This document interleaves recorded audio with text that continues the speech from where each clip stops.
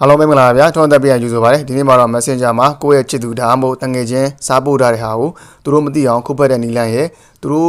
ပို့ထားတဲ့ message ကိုဘယ်လိုဝင်ဖက်လို့ရမလဲဆိုတဲ့နီလန်ရဲ့ဒီနီလန်နှမျိုးကိုကျွန်တော်ဒီဗီဒီယိုလေးမှာအစအဆုံးရှင်းပြပေးမှာဖြစ်တဲ့အတွက်ဗီဒီယိုလေးကိုအဆုံးထိလိုက်ပါကြည့်ရှုပေးပါဗျာပထမဆုံးနဲ့ကျွန်တော်ပထမဆုံးလောက်မှာတော့ကျွန်တော် Messenger ရဲ့ကိုရင်ဝင်လိုက်ပါနော်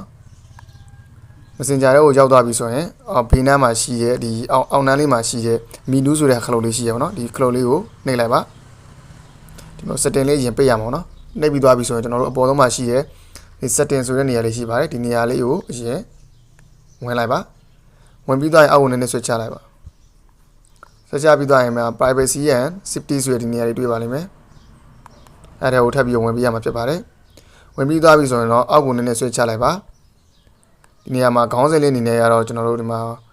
web privacy ဆိုတဲ့ဒီနေရာလေးတွေ့ပါလိမ့်မယ်အဲ့အောက်ကောင်မှာဒီမှာ receipt ဆိုတဲ့ဒီနေရာလေးတွေ့ပါလိမ့်မယ်ဗျာအပေါ်ဆုံးမှာပဲရှိရတော့ဒီနေရာလေးအဲ့ဒါကိုထပ်ဝင်ပေးရပါဒီနေရာမှာဒီ button လေးကတော့ပွင့်နေပါလိမ့်မယ်ကျွန်တော်ပိတ်ထားပါနော် button လေးကလူမျိုးလေးပွင့်နေလိမ့်မယ်နော်မိတ်ဆွေတို့ရဲ့ button လေးကလူမျိုးလေးပွင့်နေပါလိမ့်မယ်ပွင့်နေတဲ့ဟာလေးကိုခုနကလူမျိုးလေးပြန်ပိတ်လိုက်ပါနော်ပိတ်လိုက်ပြီးသွားပြီဆိုရင်တော့ကိုဖတ်ချင်တဲ့စာပေါ့နော်ကိုယ့်ရဲ့တငယ်ချင်းကပို့ထားပဲဖြစ်ဖြစ်ကိုယ့်ရဲ့ဒီမိတ်ဆွေတွေတငယ်ချင်းတွေကိုယ့်ရဲ့ချစ်သူတွေကပို့ထားတဲ့စာကိုသူတို့မသိအောင်ပေါ့နော်စီးမပြောက်အောင်ဘယ်လိုဝင်ဖတ်ရမလဲဆိုတဲ့နည်းလမ်းလေးကိုထပ်ပြီးတော့ sharing လုပ်ပြီးသွားပါမယ်အဲ့ဒါကြောင့်မို့ကျွန်တော်တို့ဒီ back ကိုထွက်လိုက်ပါနော်ထွက်လိုက်အကုန်လုံးကိုထွက်လိုက်ပါနော်ထွက်ပြီးသွားပြီဆိုရင်နောက်တစ်ခါ Messenger တွေဝင်လိုက်ပါဝင်ပြီးသွားပြီဆိုရင်ကျွန်တော်တို့ဖတ်ချင်တဲ့စာပေါ့ကျွန်တော်ဥပမာအနေနဲ့ပဲပြပါနော်ကျွန်တော်ဖတ်ချင်တဲ့လူတစ်ယောက်ကိုဝင်လိုက်ပါကျွန်တော်ဒီတစ်ယောက်ကိုဝင်လိုက်ပါနော်ဝင်ပြီးသွားရင်သူပို့ထားတဲ့စာပေါ့နော်ဒီပို့ထားတဲ့စာတွေရှိတယ်အဲဥစ္စာကိုကျွန်တော်တို့ဒီမှာဝင်ဖတ်လိုက်တဲ့ခါကျရင်သူတို့စီမှာစီးမပြပါဘူးကိုဒီမှာ active ဖြစ်နေရလဲစီးမပြဘူးသူတို့စီမှာ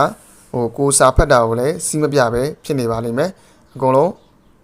လူမျိုးတွေဖြစ်နေပါတော့တခြားသူတွေကိုလည်းတွားဖက်ချင်တယ်ဆိုရင်လည်းတွားဖက်လို့ရတယ်တယောက်တည်းကိုမဟုတ်ဘူးလူအများကိုလိုက်ပြီးတော့ခုလိုမျိုးဘတန်ကလေးတစ်ခုပိတ်ထားပြီးတော့အကုန်လုံးကိုလိုက်ဖက်ကြည့်လို့ရပါတယ်ခင်ဗျာ